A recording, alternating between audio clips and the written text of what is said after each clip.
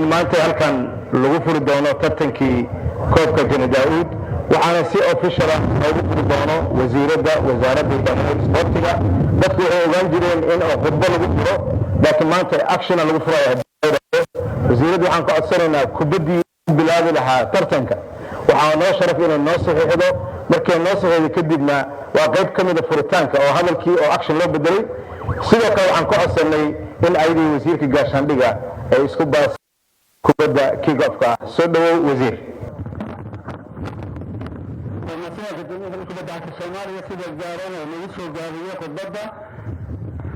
waqtiga ay dheeraanayo waxa hadda kubadda loo saxiixday wasaaradda